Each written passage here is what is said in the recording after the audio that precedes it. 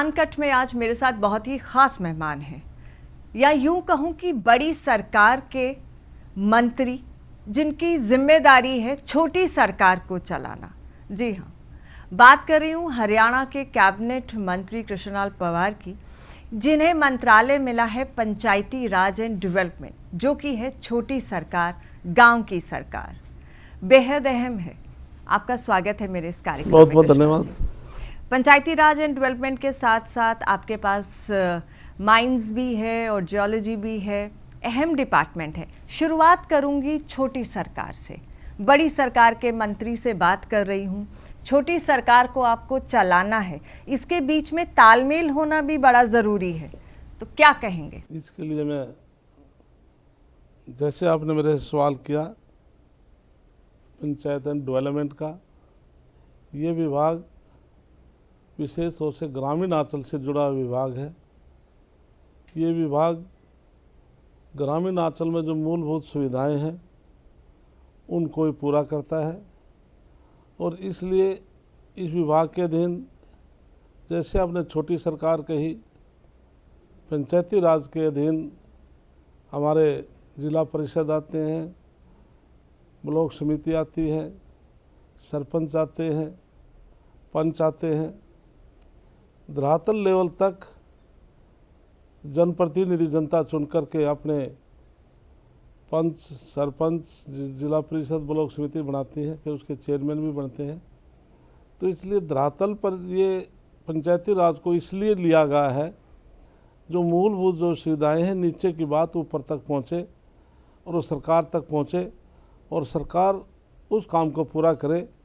तो माननीय नायब सैनी मुख्यमंत्री हरियाणा ने मुझे जो विभाग panchayat and development, mining, geology जो डिपार्टमेंट दिए हैं, मैं बेखूबी से, पूरी मजबूती के साथ हम पूरे प्रदेश में इन विभागों के माध्यम से जो आम जनता की मूलभूत सुविधाएं हैं वो पूरी हों, किसी को किसी प्रकार की कठिनाई ना हो, इसके लिए हम धरातल पर जाकर भी हम काम करेंगे। जैसा मैंने कहा, छोटी सरकार राजनीति की सबसे छोटी इकाई, लेकिन इसके 3 पिलर हैं, ब्लॉक समिति, पंचायती राज और जिला परिषद। इसको लेकर आपका क्या नज़रिया है?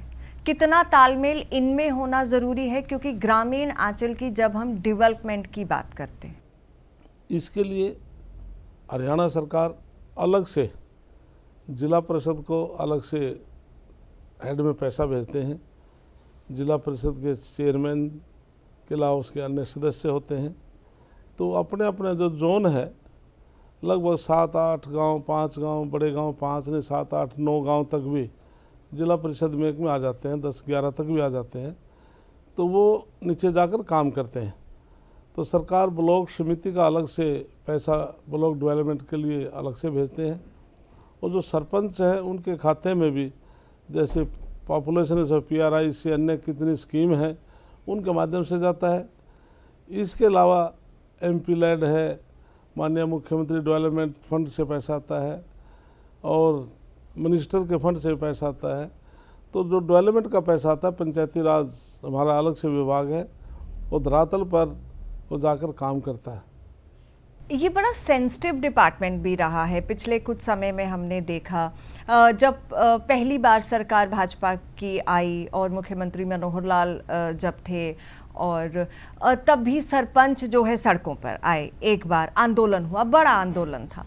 उसके बाद पिछली बार जब दोबारा भाजपा की सरकार आई, ई टेंडरिंग को लेकर फिर सरकार और सरपंच आमने सामने थे, फिर सरपंच जो हैं सड़कों पर आए। आपके कंधों पर बड़ी जिम्मेदारी होगी इस तालमेल को छोटी सरकार और बड़ी सरकार के साथ मिलाकर चलने की। आप इस चुनौती को कैसे देखते हैं? जितना चैलेंजिंग है उतना ही जिम्मेदारी भी है। बाकायदा, जैसे आपने सवाल किया कि 2014 में सरकार बनने के बाद सरपंचों की अपनी मांगे भी रही हैं, और प्रजातंत्र में हर व्यक्ति को अपनी बात कहने का और मांगने का अधिकार है। लेकिन ये मैं मान सकता हूँ कि कुछ समय सरकार का और सरपंचों का आपस में तालमेल बराबर ना होने की वजह से भिन्न रहे होंगे, लेकिन सरकार की ऐसी मंशा नहीं थी क्योंकि वो छोटी सरकार है कि गांव के अंदर जो काम करना तो ग्राम पंचायत के सरपंच उसके सहयोगी पंचायत करती है। तो इसलिए जब नायब सैनी मुख्यमंत्री बने तो उन्होंने सरपंचों के जो जनप्रतिनिधि थे या उनके एसोसिएशन के पदाधिकारी बुलाए और उनसे पूछा गया कि आप क्या चाहते हैं। लेकिन जो सरपंच माननीय मुख्यमंत्री से आशा करते थे उससे भी दुगना उन्होंने उनका मान रखते हुए, सरपंच भी चाहते थे हमें 10 लाख तक का भी फ्री हैंड दे दिया जाए तो हम सेटिस्फाई हैं, लेकिन मुख्यमंत्री ने उदारता दिखाते उनको 21 लाख रुपए का फ्री हैंड किया कि आप रेजुलेशन करके 21 लाख तक भी आप डेवलपमेंट के काम करवा सकते हैं ग्राम पंचायत से। इसलिए आज सरपंच सभी खुशी है, सरपंचों का और हमारा जिला परिषद ब्लॉक समिति और पंचों का सबका हमारा तालमेल है। मैंने बहुत ग्राउंड पे काम किया है, पंचायती राज में मुझे काम करने का मौका मिला, कई कॉन्क्लेव्स भी हमने ऑर्गेनाइज किए।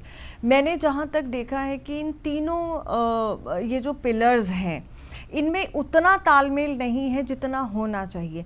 क्या आपकी तरफ से, आपके मंत्रालय से, क्योंकि अब आपको जिम्मेदारी मिली है, कुछ ऐसी पहल होगी कि इनमें एक अच्छा तालमेल हो जिससे कि डेवलपमेंट के काम और बेहतर हो सके? इसके लिए तालमेल के लिए जो हमारे अधिकारीगण हैं, हमारे सरपंच हैं या ब्लॉक समिति जिला परिषद है, वो समय समय पर मीटिंग लेकर के जो सरकार की तरफ से जो पॉलिसी आई है, जो डेवलपमेंट के लिए पैसा आया है, वो समय पर यूटिलाइज करें और उनको विश्वास में लेकर के काम करें, जिससे कि सरपंच और सभी समिति के मेंबर, चेयरमैन, जिला परिषद के सभी लगे कि सरकार हमारी है, सरकार की तरफ से पैसे कोई कमी नहीं है, लेकिन आपस में तालमेल बना रहे, इसके लिए जनप्रतिनिधि और हमारे नीचे के सरपंच, पंच, जिला परिषद, ब्लॉक समिति, उनका भी फर्ज बनता है। मैं अनुरोध भी करता हूं कि सरकार के राव के बीच में कोई खाई नहीं होनी चाहिए, भेदभाव नहीं होना चाहिए। आपसी तालमेल से ही ये पंचायती राज आगे बढ़ पाएगा। ये वो डिपार्टमेंट है कृष्णलाल जी जहाँ से ना एक ऐसी पहल भी होती है कि ग्रामीण आंचल में पार्टी को भी मजबूत किया जा सके, क्योंकि ये ग्रामीण से जुड़ा हुआ डिपार्टमेंट है। आपकी कुछ ऐसी विजन होगी, आपकी ऐसी कुछ कोशिश होगी कि पार्टी, क्योंकि भाजपा को आमतौर पे शहरी पार्टी कह दिया जाता है, ग्रामीण में अभी उतनी पकड़ नहीं है, लेकिन आपके पास जो डिपार्टमेंट है उसके ज़रिए किस तरह से आपको लगता है कि आप ग्रामीण आंचल में और भाजपा को मजबूत कर पाएंगे? इसके लिए हम विभाग की तरफ से बाकायदा जनता को जागरूक करने के लिए हम अधिकारियों को ड्यूटी लगाएंगे कि सेमिनार लगाएं और हर व्यक्ति को जागरूक करें। तो जो भी पंचायती राज के अधीन के जो वृक्ष हैं वो सुचारू रूप से अच्छे ढंग से चल पड़े। जब तक जनता जागरूक नहीं होगी तो विभाग आगे नहीं दौड़ेगा। जब जनता जागरूक होगी तो अधिकारियों को भी उनके इच्छा के प्रति काम करना पड़ेगा। मंत्री जी, जब हम बात करते हैं कि ये आमतौर पे धारणा है कि भाजपा शहरी पार्टी है, ग्रामीण आंचल में भी उतनी पकड़ नहीं है, हालांकि तस्वीर बदल रही है, लोग जुड़ रहे हैं, लेकिन फिर भी आपके पास जो विभाग है, जो मंत्रालय है, उसके ज़रिए आपको लगता है कि अगर आप उस तरह का विजन लेके चलेंगे तो पार्टी ग्रामीण क्षेत्र में और मजबूत आप कर पाएंगे? बिल्कुल, इसलिए भारतीय जनता पार्टी प्रदेश में तीसरी बार बनी है और प्रदेश की जनता ने विश्वास जताया है, तो तीसरी बार 48 सीट लेकर हम आए हैं। जो जनता ने विश्वास दिलाया है, हम उनके विश्वास को टूटने देंगे, हम खरा उतरेंगे। जो भी इस विभाग से संबंधित पूरे प्रदेश में जो काम होंगे हम सारे काम कराएंगे, जिससे आम जनता को लगे कि भारतीय जनता पार्टी ने जो कहती है वो करके दिखाती है। तो निश्चित तौर से मेरी कोशिश होगी कि मेरा विभाग धरातल तक जाकर के भी काम करे, जिससे पार्टी को मजबूती मिले।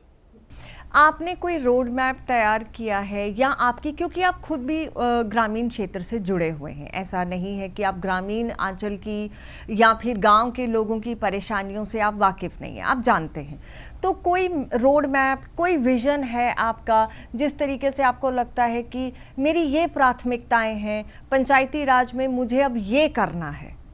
इसके लिए जब भी कोई नई सरकार बनती है तो 100 दिन का अपना रोड मैप तैयार करती है। इसके लिए अभी हमारी एक कैबिनेट हुई है, फॉर्मल एक मीटिंग थी, एक उसमें केवल एक एजेंडा था। नहीं, वो एक एजेंडा आप लोगों के सामने रखेंगे अधिकारियों से बात करके, एक आपके अपने जहन में चीज होगी कि मैं ये करना चाहता हूं। मैं इसके लिए जो ग्रामीण अंचल में पंचायती राज को कैसे आगे बढ़ाया जा सके, सबसे पहले हम जनता को जागरूक करेंगे कि आप पंचायती राज विभाग है, आप जो भी काम आप चाहते हैं तो पंचायत विभाग आपके काम करने को तैयार है। तो जागरूकता सबसे अति जरूरी है। क्या सरपंचों को कुछ खुश होने का मौका मिलेगा कि उनकी पावर को थोड़ा ज्यादा बढ़ाया जाए, या फिर उनके जो लिमिट है उसमें कोई बढ़ोतरी? सरपंचों की जो उनकी मांग थी, जो उनके मन में, उससे भी ज़्यादा मुख्यमंत्री ने 21 लाख का दिया, तो 10 लाख तक भी तो तैयार थे, लेकिन 21 लाख का फ्री हैंड दिया है। तो सरपंचों का हम समय समय पर उनके सुझाव भी लेंगे और उनसे तालमेल भी रखेंगे, और प्रदेश के अंदर एक अच्छा माहौल बने। हम उनसे जिला परिषद या ब्लॉक समिति, सरपंच, पंचों, सबसे हम तालमेल रखें। हरियाणा की पहली सरकार थी जिसने रिजर्वेशन 50% वुमेन रिजर्वेशन की बात की थी, और पंचायतों में वो रिजर्वेशन भी हुई। पढ़ी लिखी पंचायतों की स्थापना भी आप ही की सरकार के दौरान हुई। इससे आपको लगता है कि बदलाव आया है या अभी और होना बाकी है? क्योंकि 50% वुमेन रिजर्वेशन के बावजूद हमने ये देखा है कि जो पति सरपंच प्रथा है वो उस पर अभी तक रोक नहीं लगी है। आप क्या उसके बारे में? इसमें देश में हरियाणा प्रदेश ऐसा प्रदेश है जिसमें पढ़ी लिखी पंचायत है, जो जिला परिषद है, ब्लॉक समिति है, सरपंच है, पंच है। तो इसलिए हमने 50% पंचायती राज में आरक्षण भी दिया महिलाओं को, और भारतीय जनता पार्टी महिलाओं का सम्मान करती है। हमने तो लोकसभा और विधानसभा में भी 33% आरक्षण महिलाओं को दिया है, कि जिसमें हमारी बहनें हैं जो आगे बढ़े और देश में लगे कि महिलाओं का भी बराबर का हक है। तो इसलिए भारतीय जनता पार्टी की कोशिश है और कर रही है, करेगी कि महिलाओं को आगे आगे ज़्यादा से ज़्यादा आगे बढ़ाया जा सके। लेकिन जो पति सरपंच प्रथा पर अभी तक रोक नहीं लगी, क्या आप सोचते हैं कि उसके लिए थोड़े और ठोस कदम उठाए जाने चाहिए ताकि महिलाओं? इसके लिए जब भी मीटिंग को कंडक्ट करते हैं, चाहे चेयरमैन है या डिप्टी कमिश्नर है, जो बैठते हैं, तो उनकी भी ड्यूटी बनती है और करना भी चाहिए। केवल जो जनप्रतिनिधि है वही मीटिंग के अंदर आए, कोई उसका सहयोगी ना आए। यदि कोई हमारी बहन है, कोई जनप्रतिनिधि है, लेकिन उसके घर वाले ना आए, तो जिससे कई अधिकारी तो बड़ा स्ट्रिक्टली लेते हैं, केवल मेंबर ही अंदर आएगा, मीटिंग के अंदर दूसरा व्यक्ति नहीं आएगा। अभी अगर मैं बात आपके दूसरे डिपार्टमेंट माइनिंग की करूं या जियोलॉजी की करूं, उसको लेकर आप क्या सोचते हैं? ये डिपार्टमेंट है तो पंचायती राज भी नाम है, लेकिन नया डिपार्टमेंट है। लेकिन इसमें मैं जैसे अभी चार्ज लेने के बाद हम रिव्यू करेंगे, क्या पॉलिसी हरियाणा की है, केंद्र की क्या पॉलिसी है, अलग स्टेटों में क्या पॉलिसी है। मेघालय जैसे राज्य है, उनकी सबसे अच्छी पॉलिसी है। तो हम पूरे देश के अंदर सभी प्रदेशों की पॉलिसी को ला करके एग्जामिन करेंगे और फिर क्रॉस चेक करेंगे हरियाणा की पॉलिसी से, तो इसमें अच्छी कौन सी है, हम वही रास्ता अपनाएंगे। इलीगल माइनिंग को लेकर भी कई तरह के सवाल हमेशा हर सरकार में उठते रहे हैं, उसको लेकर क्या कहेंगे? इसके लिए आपने दोबारा से इसको थोड़ा रिपीट करो। हाँ, इलीगल माइनिंग को लेकर कई तरह के सवाल खड़े होते रहे हैं, आप क्या कहेंगे? इसमें जो भी केंद्र सरकार की एनजीटी की गाइडलाइन है या हरियाणा सरकार की गाइडलाइन है, हम उस गाइडलाइन के मुताबिक ही हम काम करेंगे। जो इलीगल माइनिंग है उस पर सख्ती से रोक लगाएंगे। लेकिन ऐसा भी कई बार सुनने में आया और चर्चाएं भी रहीं कि बहुत प्रेशर रहता है, तो कृष्णलाल पंवार कितना प्रेशर झेलने के लिए तैयार हैं इस मंत्रालय में? इस मंत्रालय में जो आप प्रेशर की बात है, मेरे ऊपर कोई प्रेशर नहीं रहेगा। बिल्कुल हमने चाहे ट्रांसपोर्ट विभाग है, कितना मजबूती से ट्रांसपोर्ट विभाग के अंदर भी हमने काम किया। आज हरियाणा प्रदेश के अंदर जो बसें हैं, पूरे हिंदुस्तान में हरियाणा नंबर 1 पर आता है। ट्रांसपोर्ट विभाग में हमने काम किया है, तो इन दोनों विभागों में उस प्रकार से हम काम करेंगे। तो कितने एक्शन में नजर आएंगे मुझे आने वाले टाइम में कृष्णलाल जी? इसी तरह जैसे ट्रांसपोर्ट विभाग के अंदर आप हैरान होंगे, मैंने 2 घंटे के अंदर एक दिन 2.5 करोड़ से ज़्यादा ओवरलोडिंग के चालान किए थे। तो इसलिए हम 24 आवर प्रदेश के हित में हम काम करेंगे। इसलिए निश्चित रूप से मुझे पूरा विश्वास और कॉन्फिडेंस है अपने ऊपर कि हम जो विभाग मुझे दिए हैं तो हम मजबूती के साथ उसमें काम करेंगे। ये जो डिपार्टमेंट्स आपको मिले हैं, इसको लेकर सबसे ज़्यादा अगर मैं आपसे जानना चाहूँ कि आपके दिल के नज़दीक या आप सबसे ज़्यादा काम किस डिपार्टमेंट में करना चाहेंगे? क्योंकि हालांकि आप एज अ फादर तो सारे बच्चे आपके हैं, सारे डिपार्टमेंट जो आपको मिले हैं, लेकिन फिर भी पंचायत एंड डेवलपमेंट ग्रामीण अंचल की सेवा बड़ी जिम्मेदारी है और सेवा भाव से हम काम करेंगे और आवश्यकता भी है। लेकिन जो माइनिंग जो डिपार्टमेंट है वो प्रदेश को रिवेन्यू देता है और सरकार के पास जब रिवेन्यू आएगा तभी डेवलपमेंट के काम चलते हैं। तो हम चाहते हैं जो एक कानून के तहत जो रिवेन्यू सरकार के पास आता है उससे बढ़कर आना चाहिए, उससे घटना नहीं चाहिए। वो तो हम सारा फीडबैक लेंगे, पीछे से पहले कितना रिवेन्यू आता था, उससे पहले कितना आया है, वो तो जब रिव्यू करूँगा सारा डाटा में लेकर के हम चाहेंगे करेंगे। रिवेन्यू हम कम नहीं होने देंगे, उसको बढ़ाने का काम करेंगे। क्योंकि जिस तरह से मंत्रालय इस बार दिए गए, आपके पास जो पहले मंत्रालय थे उनसे बिल्कुल अलग इस बार आपके पास जिम्मेदारी है, एक चैलेंज भी है और कुछ नया करने के लिए आपके पास मौका भी है, दोनों चीज़ें हैं। मुझे इस प्रकार की कोई दिक्कत इसलिए नहीं आएगी कि मैं 2 साल राज्यसभा में जाके आया हूँ और राज्यसभा में पूरे देश की चर्चा होती है, हर विभाग की चर्चा होती है और मैं वहाँ भी स्टैंडिंग कमेटी का मेंबर था। और प्रदेश में जो मुझे काम करने का अवसर मिला मंत्री से पहले, मैं पीएससी कमेटी का चेयरमैन रहा हूँ, सबऑर्डिनेशन लेजिस्लेशन का रहा हूँ, SC/BC/ST कमेटी का रहा हूँ, एश्योरेंस कमेटी का चेयरमैन रहा हूँ। तो इस प्रकार की जो कमेटियों का जो मैं चेयरमैन रहा हूँ तो सारे विभाग उस पीएससी कमेटी के अधीन आते थे। हमें हर विभाग की कार्यशैली का पता है कि कौन सा विभाग को कैसे चलाना है। अच्छा, राज्यसभा, फिर पहले मंत्री, फिर राज्यसभा, फिर मंत्री, तो ये मतलब क्या ऐसा आपको लगा, 2-3 जगह चलिए मंत्री, राज्यसभा से दोबारा मंत्री आप बन गए, आपने चुनाव लड़ा, कहाँ ज़्यादा जिम्मेदारी आपको चैलेंज? इसके लिए भारतीय जनता पार्टी संगठनात्मक पार्टी है। उन्होंने हरियाणा प्रदेश में 90 विधानसभा की रायशुमारी ली, कार्यकर्ताओं की रायशुमारी ली, तो उसमें सबसे ऊपर नाम कृष्णलाल पंवार का आया। तो तब मैंने राष्ट्रीय नेतृत्व से, राष्ट्रीय संगठन से अनुमति मांगी कि मैं इस राणा विधानसभा से चुनाव लड़ने को तैयार हूँ। तो मैं धन्यवाद करता हूँ राष्ट्रीय नेतृत्व का, प्रधानमंत्री नरेंद्र मोदी जी का, अमित शाह का, JP नड्डा जी का और प्रदेश के मुख्यमंत्री का, नायब सैनिकार मोहन लाल बड़ोली जी का और मनोहर लाल जी का, जिन्होंने मुझे चुनाव लड़ने की अनुमति दी और हम चुनाव जीतकर आए हैं। और उस जनता के लिए भी तो आपकी बड़ी जवाबदेही है जिसने आपको फिर से चुन के दोबारा से भेजा है। तो आप अपनी सबसे बड़ी स्ट्रेंथ क्या मानते हैं जिस वजह से लोगों ने आपको दोबारा? जनता ने जो मेरे प्रति विश्वास व्यक्त किया है, मैं उस विश्वास को टूटने नहीं दूंगा। किस बात पे विश्वास आपको लगता है जनता ने आप पे? सब उन्होंने मेरी कार्यशैली में, मेरा ये 6ठा चुनाव है। हमें इसीलिए जानना चाहती हूँ कि ऐसा क्या है जिस वजह से मुझे मेरा लगातार, मैं 6ठी बार विधानसभा में जा रहा हूँ और यही मतदाता हैं, वो मेरे से प्यार करते हैं, मेरी कार्यशैली से पसंद है, मेरे स्वभाव से पसंद है, वो इसलिए मेरे साथ जुड़ाव है, इसलिए बार बार मुझे जिताते हैं। नहीं, एक बार बनने के बाद दूसरी बार तो बड़ा कठिन काम हो जाता है, लेकिन मैं 6ठी बार जीत के गया हूँ। तो अब तो ज़्यादा चैलेंजिंग है आपके लिए वो भरोसे को कायम रखना, वो रास्ता लोगों के साथ बना के रखना, वो जुड़ाव रखना।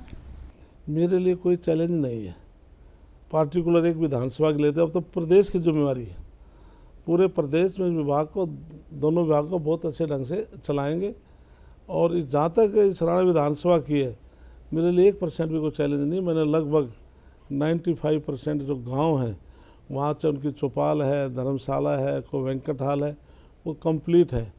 इसके अलावा बिजली की जहाँ तक बात ले, दर्जनों नए पावर हाउस बनवाए हैं। 24 आवर पूरे इस राणा विधानसभा में बिजली 24 आवर बिजली रहती है। जो जहाँ तक सड़कों का काम है, 125 से ज़्यादा नई सड़कें बनाई हैं जो एक गांव से दूसरे गांव तक सब जोड़ दी गई हैं, कोई इशू नहीं है। जहाँ तक स्वास्थ्य की बात है, जैसे हमारे मतलोडा PSC थी, उसको CHC बनवाया, और जैसे न्योलथा विलेज है वहाँ पर CSC की डिमांड थी, पाइपलाइन में है तो land veterinary department, sale department को ट्रांसफ़र हुई है। 3 PHC सैंक्शन करवाई है, जैसे इसराना है, उलाना कला है, रेर कला है, तो उनका भी जल्दी काम उनका शुरू हो जाएगा। तीसरी बार भाजपा सरकार, पहली बार ऐसा हुआ कि कोई पार्टी तीसरी बार हरियाणा में सरकार बना रही है। कितना आप देखते हैं इसको कि अभी बहुत एक चैलेंजिंग रहेगा लोगों की उम्मीदों पर खरा उतरना? भारतीय जनता पार्टी के पास 10 साल के बाद हमारी सरकार आई है, हमारे सामने कोई चैलेंज नहीं है। और इन एडवांस में आपको आज ये बता के जा रहा हूँ और मेरी बात को अब रिकॉर्ड में आपके रहेगी। जिस प्रकार से गुजरात में 25 साल तक भारतीय जनता पार्टी सरकार रही है, हरियाणा में भी 25 साल तक अगली 2 योजना और भारतीय जनता पार्टी प्रदेश में सरकार बनाएगी। आप इतने कॉन्फिडेंस है? मैं इतना कॉन्फिडेंस। विपक्ष खत्म है? बिल्कुल विपक्ष खत्म है। कांग्रेस टायर्ड और रिटायर्ड है? बिल्कुल रिटायर्ड है कि बाकी दूसरी जो पार्टियां बिल्कुल खत्म हो चुकी हैं, किसी का कोई नाम लेवा नहीं है। ऐसी क्या स्ट्रैटेजी की? ये स्ट्रैटेजी संगठन धरातल पर काम करता है और जो भारतीय जनता पार्टी जो कहती है, आज जिस प्रकार से अब दशहरे का पर्व था, राम और रावण का युद्ध हुआ, तो राम सच्चाई पर थे, राम की सेना की जीत हुई, रावण में बुराइयां थी उनकी हार हुई। इसलिए भारतीय जनता पार्टी जो कहती है वो करती है। लोकसभा के चुनाव में राहुल गांधी ने खुद सर्टिफिकेट हमारी बहनों को बनाकर दिए थे कि 4 जून को जब रिजल्ट आएगा तो हर महिला के खाते में 8500 रुपये जाएंगे और कटाकट की आवाज़ आएगी। आज तक तो कटाकट की आवाज़ वो आई नहीं। आज पूरे देश की महिलाएं या तो उनके कार्यालय में या उनके घरों के सामने धरने पर बैठी है। हमने अपने मैनिफेस्टो में लाडो लक्ष्मी योजना की हमने घोषणा की थी। हम 18 साल या इससे ऊपर की जितनी महिलाएं हैं, हम 21 रुपये उनके खाते में भेजने का काम करेंगे। हमने युवाओं को विश्वास दिलाया कि जब भूपेंद्र सिंह हुड्डा ने नायब सैनिक से कहा कि 10 साल का हिसाब किताब दें, तो नायब सैनिक ने कहा कि मैं तो केवल 56 दिन मुख्यमंत्री की कुर्सी पर रहा हूँ और मैंने 156 दिन में 126 घोषणाएं की हैं। आप 10 साल का हिसाब दें। मैं 15 सवाल भूपेंद्र हुड्डा से पूछता हूँ, फिर 10 का मांगा, 5 का मांगा, फिर 1 का मांगा। केवल 1 सवाल का जवाब दे दें कि आपने 10 साल में कितने युवाओं को नौकरी दी है। कोई जवाब नहीं था। तब नायब सैनिक ने कहा कि भूपेंद्र हुड्डा ने 10 साल में 86,000 नौकरियाँ लगाई हैं और विशेष इलाके में लगाई हैं, और हमने 10 साल में 1,46,000 लगाई हैं और सभी बगैर पर्ची बगैर खर्चे के लगाई हैं। और आज से ओथ लेने से एक दिन पहले कहते ना लोकल भाषा में कि हमारे घर बोरी गिर कर जाओगा, 25,500 घरों में दिवा जलाने का काम किया। जैसे दिवाली का पर्व होता है, 25,500 घरों में आज दिवाली की तरह दीपक जले हैं।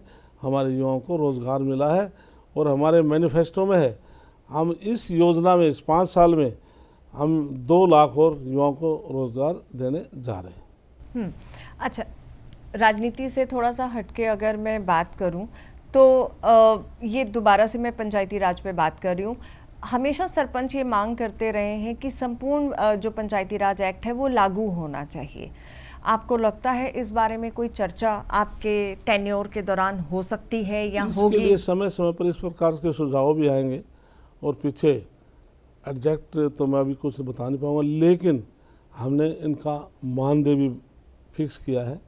चाहे जिला परिषद है, सरपंच है, पंच हैं, वो लोग समिति के मेंबर हैं, मानदेय उनके सम्मान के लिए उनका मानदेय पीछे बढ़ा भी है। तो समय समय पर इस प्रकार के उनके सुझाव आते हैं तो पंचायती राज अपने नीचे वाले जो सरकार है, जनप्रतिनिधि हैं, उनको मानदेय देकर उनका सम्मान भी कर। अफसरशाही की बातें बहुत होती रही पिछले 2 टेन्योर में कि कहीं ना कहीं अफसरशाही हावी रही। कृष्णलाल पवार की नज़र में मैं ये जानना चाहूँगी कि क्या स्ट्रॉन्ग मैसेज अफसरों को देना चाहेंगे आप? अधिकारी सरकार का एक हिस्सा है, जो जिस पद पर है उस पद पर उसकी रिस्पॉन्सिबिलिटी बनती है और उसका दायित्व बनता है कि उस पद पर आकर के वो काम करे। तो बड़े से बड़े अधिकारी को भी सरकार की जो पॉलिसी है उसको इम्प्लीमेंट करना पड़ेगा, क्योंकि जब उसके ऊपर सरकार है, मुख्यमंत्री हैं, मंत्री हैं, तो इसलिए अधिकारियों को प्रॉपर काम करना पड़ेगा। और अधिकारियों से काम लेने का सरकार की जिम्मेवारी है। मुख्यमंत्री इंटरवीन कर सकता है, मंत्री इंटरवीन कर सकता है कि इस विभाग में कौन से अधिकारी पॉलिसी को इम्प्लीमेंट नहीं कर रहे हैं, तो उनको समय पर इम्प्लीमेंट करा करके उन जन सुविधाओं को आम जन तक पहुँचाया जाए, ये सरकार करेगी। एक स्ट्रॉन्ग मैसेज अपने बयान के जरिए नायब सैनी मुख्यमंत्री ने देने की कोशिश की थी कि अफसर संभल जाएं, अब उन्हें काम करना होगा। आप इससे कितना इत्तेफाक रखते? इसके लिए जो नायब सैनी जी ने अधिकारियों को ये निर्देश दिया है, केवल उनको धमकाया नहीं है, उनको काम करने के लिए निर्देश दिए हैं कि आप अपनी ड्यूटी को ड्यूटी समझें, जो आपकी ड्यूटी बनती है ड्यूटी पर रह करके उसको सुचारू रूप से समय पर काम करें, ये माननीय मुख्यमंत्री ने कहा। आप पहले भी मंत्री रहे हैं, आप अब भी हैं, आपको लगता है कि कई बार इस तरह की सिचुएशन आती है कि तालमेल बिठाना अफसरशाही के साथ कई बार मुश्किल हो जाता है, कुछ लोगों के लिए, आपके लिए ना हो? इसलिए इस प्रकार की कोई बात आ जाती है विभाग में, किसी फाइल के ऊपर कोई ऐसे तो कोई जाती है, कोई अधिकारी का, मंत्री या मुख्यमंत्री का कोई आपस में ऐसी बात नहीं है, लेकिन कई बार फाइल के ऊपर कोई ऐसे कमेंट्स आ जाएं जिससे मंत्री है या मुख्यमंत्री है या अधिकारी है आपस में तालमेल ना होए, क्योंकि जो पॉलिसी से हटकर कोई इस प्रकार की कोई बात आ जाती है तो कई बार रेयर कभी ऐसा होता है, लेकिन उसको मुख्यमंत्री हैं और सीनियर चीफ सेक्रेटरी लेवल के हैं, प्रिंसिपल सेक्रेटरी हैं, तो उस मीटिंग में भी उस बात को ला करके क्लियर किया जा सकता है। लेकिन भारतीय जनता पार्टी की जो सरकार है ये किसी प्रकार की कठिनाई इनके सामने नहीं आएगी, क्योंकि हमने निष्ठा से काम करना है, जनता की सेवा करनी है। हम जनता का सेवक के रूप में हम उनकी सेवा करेंगे। कैसे मंत्री के तौर पे आप चाहते हैं लोग आपको याद करें? कृष्ण पवार की मैं अपने आप को कभी न मैंने चेयरमैन समझा, न मैंने मंत्री समझा, न कभी विधायक। मैं आम जनमानस की तरह रहता हूँ, चाहे मैं किसी पद पर बैठा हूँ, लेकिन जनता के लिए वही कृष्ण पवार है। हम लोगों को हर रोज़ मिलते हैं और गले लगा कर मिलते हैं, डायरेक्ट कोई बिचौलिया हमारे बीच में नहीं है। सीधा लोग आते हैं, अपनी बात कह करके हम कोशिश करते हैं उसी समय उसको सेटिस्फाई करें, उसका टेलीफोन करें, नोटिंग देनी नोटिंग दें, लेकिन उसके बावजूद कुछ हमारे काम ऐसे भी हो जाते हैं जैसे वो कोई अधिकारी ना मिले तो उनको हम समझा देते हैं, हम लिंक नोट कर लेते हैं कि आपके पास मैसेज आएगा। एक सख्त मंत्री के रूप में, एक मिलनसार नेता के रूप में, या एक एक्शन ओरिएंटेड मंत्री के रूप में कैसे चाहते हैं आप लोग आपको याद रखें? इसके लिए हम अधिकारियों को स्पष्ट निर्देश देंगे कि आप समय पर काम करें, हम आपका सम्मान करेंगे। यदि समय पर आप काम नहीं करेंगे, जो विभाग एक्शन ले सकता है, जो मंत्री एक्शन ले सकता है, मुख्यमंत्री एक्शन ले सकता है, उस अधिकारी के खिलाफ एक्शन भी हो जाएगा। लेकिन हमारी ऐसी मंशा है नहीं, लेकिन हम अपने अधिकारियों पर विश्वास है कि जो सरकार की जो पॉलिसी है, जो सरकार के निर्देश हैं, समय समय पर उनका पालन करेंगे। चलिए, बेहद शुक्रिया मेरे साथ इस कार्यक्रम में जुड़कर अपनी बात रखने के लिए। तो अनकट में मंत्री जी ने कहा कि बतौर मंत्री नहीं, नेता नहीं, एक अपने के रूप में अपने उन्हें याद रखें, यही उनकी सबसे बड़ी कामयाबी होगी। अब ये तो आने वाला वक्त ही तय करेगा। लेते हैं आपसे इजाज़त, नमस्कार।